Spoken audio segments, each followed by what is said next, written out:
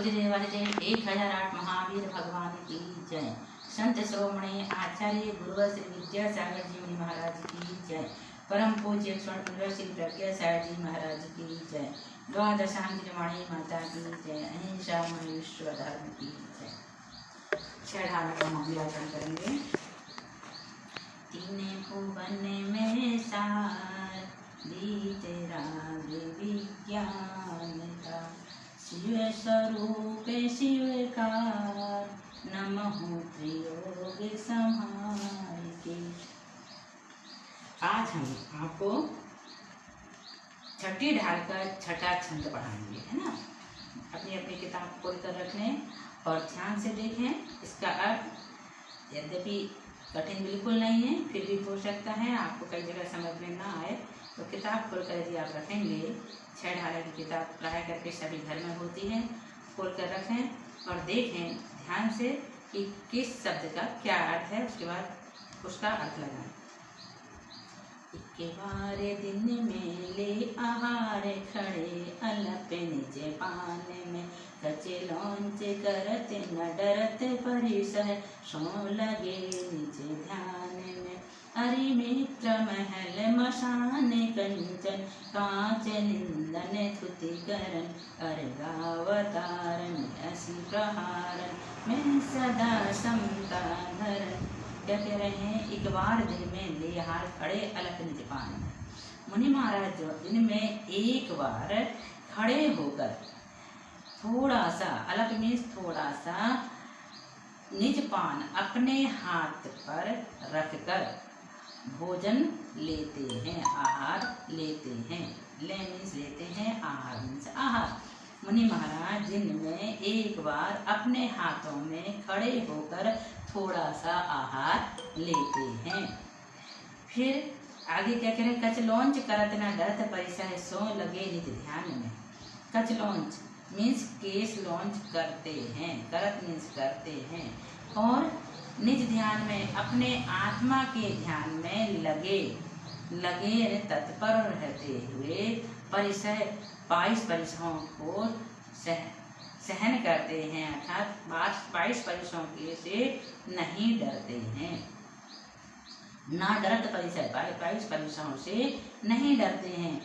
तथा अरि मीन्स शत्रु, अरि मित्र महल, अरि मीन्स शत्रु, मित्र मीन्स मित्र, महल मीन्स हवेली, मसान मीन्स शमशान, कंचन मीन्स स्वर्ण, कांच मीन्स कांच, निंदन मीन्स निंदा करने वाले में, स्तुतिकरण स्तुति करने वाले में, अर्घावतारण पूजा करने वाले, और अशी प्रहारन मीन्स तलवार के चलाने वाले सदा हमेशा समता भाव, समता मीन्स समता भाव, धर्म मीन्स धारण करते हैं। क्या करते हैं? ध्यान से सुनना। वे मुनिराज दिन में एक बार अपने हाथ में खड़े खड़े थोड़ा सा आहार लेते हैं। कच लॉन्च करत ना डरते परिसर, वे केस लॉन्च करते हैं और परिसरों से नहीं डरते हैं, सो और अपनी आत्मा में लीन रहते हैं। सो लगे निज ध्यान में अपनी आत्मा में लीन रहते हैं। वे अरि मित्र शत्रु और मित्र में, महल में और श्मशान में, शमशान में, स्वर्ण कांच में और सोना में, निंदा और प्रशंसा में, स्तुति निंदा और प्रशंसा में, पूजा करने में और तलवार से मारने में सदा समता धन, सदा समता भाव रखते हैं। कौन? दिगंबर मुनिराज। इस प्रकार से मुनियों के शेष 7 गुण पूर्ण हुए। आपको समझ में आ गए होंगे और याद भी हो गए होंगे। और आप तो प्रैक्टिकल में देखते हैं, इतने मुनिराज के आप प्रतिदिन दर्शन करते हैं, उनकी समता, उनकी वंदना, उनको कोई कुछ भी कहता है उसका उन पर कोई असर नहीं होता। वो सबको एक दृष्टि से देखते हैं और एक समान सबको आशीर्वाद देते हैं। ऐसे कौन होते हैं? दिगंबर मुनिराज, आचार्य, उपाध्याय और साधु। परमेष्ठी हैं, ये पूजनीय हैं, वंदनीय हैं, हमारे भगवान हैं, है ना। 5 परमेष्ठी में इनका नाम आता है। कौन कौन से हैं वो? अरिहंत सिद्ध। उसके अतिरिक्त जो हमको दिख रहे हैं वो आचार्य, उपाध्याय और साधु, जिनके हम प्रतिदिन दर्शन करते हैं। हमारे पुण्य के उदय से हमारे नगर में कई बार साधुगण महाराज जी लोगों का आगमन होता है, उनका चातुर्मास होता है, उनका सानिध्य हमें मिलता है, उनका प्रवचन सुनने को मिलता है, उनकी वैरक्ति करने को मिलती है। ये विशेष पुण्य का उदय होता है जब संतों के दर्शन और उनकी सेवा का अवसर लोगों को मिले, तो वंचित नहीं रहना चाहिए। जब कभी भी ऐसा अवसर मिले उनकी सेवा हमेशा करते रहना चाहिए। उसका फल हमने एक दिन और बताया था कि मुनि राजों की सेवा का फल कई गुना अनंत गुना मिलता है, जिससे वज्रप्रसव नारायण तक की प्राप्ति होती है। इसलिए जब कभी भी मुनि राजों की सत्संगति मिले तो उनके पास जाकर के उनका पूरा लाभ लेना चाहिए। सुबह से लेकर शाम तक की चर्या में हर समय उनकी सेवा में तैयार रहना चाहिए। और कभी भी अपने मुख से, मन से, वचन काय से किसी मुनिराज की न कभी निंदा करना और न कभी किसी की निंदा सुनना चाहिए। मुनियों की निंदा करने से, मुनियों की निंदा सुनने से घोर पाप का बंध होता है। मरने के बाद हम पशु पर्याय में जन्म लेते हैं, जिह्वा इंद्री तो मिल जाती है लेकिन बोल नहीं पाते हैं। इसलिए कभी भी मुनिराजों की निंदा बुराई न करना चाहिए और न सुनना चाहिए। हमारा तो मन वचन काया से मुनि निंदा का त्याग है, ना हम सुनते हैं ना हम करते हैं। इसलिए हम सोचते हैं, हम कहते हैं कि आप लोग भी अगर आपको नहीं समझ में आ रहा है कोई मुनिराज के पास जाना तो आप मत जाएं, लेकिन बुराई बिल्कुल ना करें। कभी भी ना बुराई करना और ना ही बुराई सुनना। मुनियों की निंदा का फल बहुत बुरा भोगना पड़ता है। इसलिए ऐसे काम धोखा से भी कभी भी मत करना। ऐसे मुनिराज सदा वंदनीय है, पूजनीय है, आराधनीय है ना। इसके बाद अगला है मुनियों का तप, धर्म, विहार तथा स्वरूपाचरण चारित्र। तपे तपे द्वादश धरे वृष दस रत्नत्रय सेवे सदा, मुनि साथ में वाई के विचरे चाहे नहीं भव सुख गदा। यूं है सकल संयम चरित सुनिए स्वरूपाचरण अब, जिस होत प्रगटे निधि आपने निधि मिटे पर की प्रवृत्ति सब। जिस होत प्रगटे आपने निधि मिटे पर की प्रवृत्ति सब। क्या कह रहे हैं? तप तपे द्वादश धरे वृषदस, 12 तपों को तपते हैं। द्वादश मीन्स 12 तप तपते हैं और 10 धर्म को धारण करते हैं, रत्नत्रय का सेवन करते हैं। कब? हमेशा। वे मुनिराज 12 तपों को तपते हैं, 10 धर्मों को धारण करते हैं और रत्नत्रय का सेवन हमेशा करते हैं। रत्नत्रय कौन से हैं? सम्यक दर्शन, सम्यक ज्ञान, सम्यक चारित्र। 12 तप कौन से हैं? कल हमने बताए थे 6 अंतरंग और 6 बहिरंग। इस प्रकार से 12 तप होते हैं। उन तपों को तपते हैं कौन? दिगंबर मुनिराज। और 10 धर्म उत्तम समाधि, जो 10 धर्म बताए हैं उन 10 धर्मों को धारण करते हैं दिगंबर मुनिराज, है ना। और इसके बाद में क्या करते हैं? मुनि साथ में व एक विचरे चाहे नहीं भव सुख गदा।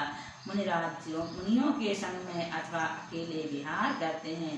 तो मुनि क्या करते हैं? मुनि महाराजों के संग में रहते हैं अथवा अकेले विचरे, एक विचरे चाहे क्या करें, अथवा अकेले विहार करते हैं। विचरे मीन्स विहार करते हैं।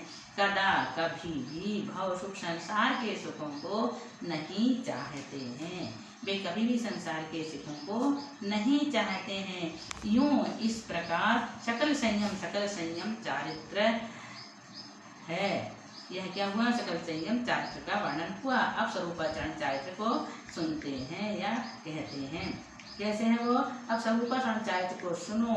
अब यूं है सकल संयम चारित्र, सुनिए स्वरूपाचरण। अब स्वरूपाचरण चारित्र को सुनिए। जिस स्वरूपाचरण चारित्र के प्रकट होने पर, जिस होत प्रकट है आपनी निधि, प्रकट होने पर आपनी यानी अपने आत्मा की ज्ञानादिक संपत्ति प्रगटे यानी प्रकट होती है, तथा पर वस्तुओं से पर की प्रवृत्ति, पर वस्तुओं से सब प्रकार की प्रवृत्ति मिट जाती है। क्या कह रहे हैं? वे मुनिराज हमेशा 12 तप तपते हैं, 10 धर्मों को धारण करते हैं, रत्नात्रय का सेवन करते हैं और दूसरे मुनियों के साथ या स्वयं एकाकी विचरण करते हैं और सांसारिक सुखों की इच्छा नहीं करते हैं। इस प्रकार मुनि के सकल चारित्र का वर्णन पूर्ण हुआ। अब स्वरूपाचरण चारित्र को कहते हैं, जिससे अपनी आत्मा की ज्ञान की संपत्ति प्रकट होती है और पर पदार्थों में सब प्रकार की प्रवृत्ति मिट जाती है।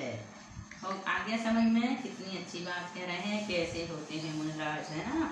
अब आगे कह रहे स्वरूपाचरण चारित्र का वर्णन क्या है।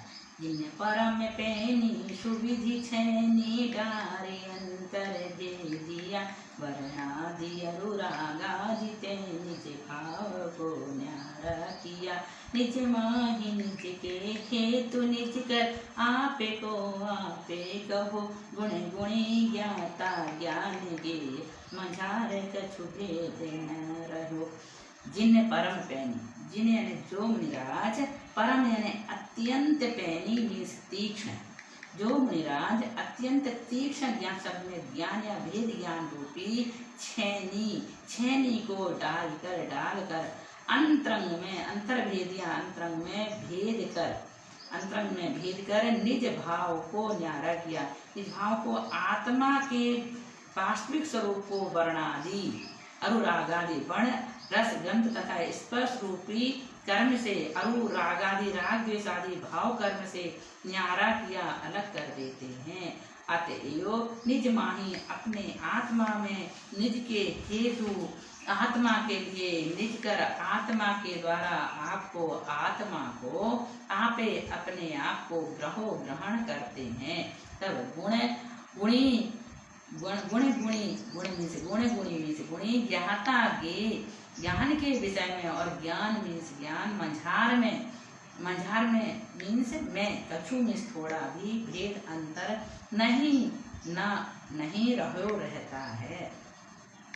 जिन मुनिराज ने अत्यंत तेज धार वाली भेद विज्ञान रूपी छेनी के द्वारा अंतरंग में पड़े अज्ञान के आवरण को क्या कर दिया है, तोड़ दिया है, और शरीर के वर्ण आदि गुणों एवं राग द्वेष आदि कसाय भावों से अपने आत्म स्वरूप का पृथक कर लिया है। वे मुनिराज अपनी आत्मा में अपने आत्महित के लिए अपनी आत्मा के द्वारा अपनी आत्मा को आप ही ग्रहण करते हैं तथा गुण गुणी ज्ञाता ज्ञान और ये इन सब में कुछ भेद नहीं रह जाता, अर्थात आत्म ध्यान में उनके सब विकल्प मिट जाते हैं। जब वो आत्म ध्यान में लग जाते हैं तो उन्हें किसी प्रकार का कोई भेद नहीं रहता। शरीर और आत्मा की भिन्नता उन्हें समझ में आने लगती है। ऐसे कौन होते हैं, गज कुमार मुनि, सुकुमार मुनि, सबके बारे में तो आपने पढ़ रखे हैं। यही तो हैं भेद विज्ञानी। उन्हें आत्मा और शरीर से भिन्नता को देखकर शरीर को कष्ट देने के बाद भी उन्होंने कष्ट का अनुभव नहीं किया। पांचों पांडव के लोहे के गर्म कड़े उनके हाथ में और पैर में पहना दिए गए। कष्ट को सहन करते हुए उन्होंने क्या किया, 3 पांडव तो मोक्ष चले गए, है ना, और 2 पांडव कहाँ गए, सर्वार्थ सिद्धि गए। इस प्रकार से हम देखते हैं कि इन महापुरुषों ने आत्मा और शरीर की भिन्नता को समझकर आत्म ध्यान में लीन होने के बाद अपनी गति को पंचम गति में प्राप्त कर लिया। तो हम भी इसी प्रकार से जब गति के दुखों से छुटकारा पा करके मोक्ष को प्राप्त कर सकते हैं। लेकिन अभी हमें बहुत साधना करनी पड़ेगी। हम उन संतों को याद करें, उनकी साधना की प्रशंसा करें, उनकी सेवा में तत्पर रहें, तब कहीं जाकर के उनके जैसे बन पाएंगे। स्वरूपाचरण रूप चारित्र, जहाँ ध्यान ध्याता देखो न विकल्प बच भेद नाता। जहाँ चिद भाव कर्म चिदेश करता चेतना क्रिया, तहाँ तीनों अभिन्न अखिन्न शुद्ध उपयोग की निश्चल दशा। प्रगति जहाँ द्रग ज्ञान व्रते तीन धाये कैलसा। जहाँ ध्यान ध्याता देखो, जहाँ जिस स्वरूपाचरण चारित्र में, जहाँ अभी क्या चल रही चर्चा स्वरूपाचरण चारित्र की, तो कह रहे हैं जिस स्वरूपाचरण चारित्र में ध्यान ध्याता और ध्येय अंतर नहीं होता, है ना। जहाँ ध्यान ध्याता ध्येय का विकल्प अंतर नहीं होता। विकल्प मीन्स विकल्प नहीं होता या अंतर नहीं होता। जहाँ मन वचन, जहाँ वच यानी वचन का विकल्प नहीं होता, वच भेद न जहाँ वचन का विकल्प नहीं होता, तहाँ वहाँ पर तो चिद भाव कर्म, चिद भाव आत्मा का स्वभाव ही कर्म, चिदेश आत्मा ही कर्ता, चेतना युक्त आत्मा ही क्रिया हो जाता है। अर्थात ये तीनों कर्ता कर्म क्रिया अभिन्न भेद रहित एक परस्पर बाधा रहित हो जाते हैं। शुद्ध उपयोग की निश्चल दशा, शुद्धोपयोग की निश्चल अटल हालत होती है, दशा हालत होती है। और जहाँ जिसमें द्रव्य ज्ञान व्रत, सम्यक दर्शन, सम्यक ज्ञान और सम्यक चाहते तीन धाम, ये तीनों एक रूप लसा शोभायमान होते हैं। वैसे देखें एक बार, जिस आत्म ध्यान की अवस्था में ध्यान, ध्याता और ध्येय का कोई भेद नहीं रह गया है और न वचन का विकल्प है, वहाँ चेतना ही कर्म है, चेतना ही कर्ता और चेतना ही क्रिया है। ये तीनों अभिन्न, ये तीनों अर्थात कर्म, कर्ता और क्रिया एक और परस्पर बाधा रहित हो गए हैं निश्चल। यह शुद्धोपयोग की स्थिर अवस्था है, जहाँ सम्यक दर्शन, सम्यक ज्ञान और सम्यक चार तीन होते हुए भी एक होकर कैसे हो रहे हैं, एक ही दशा एक होकर शोभायमान हो रहे हैं। इस प्रकार से ये प्रकरण भी यहाँ पर पूर्ण हुआ। इसके बाद हम आपको फिर बाद में पढ़ाएंगे रूपांतरण रूप चारित्र और निर्विकल्प ज्ञान क्या है। इसके आगे का छंद अब हम बाद में पढ़ेंगे। बोलिए महावीर भगवान की जय।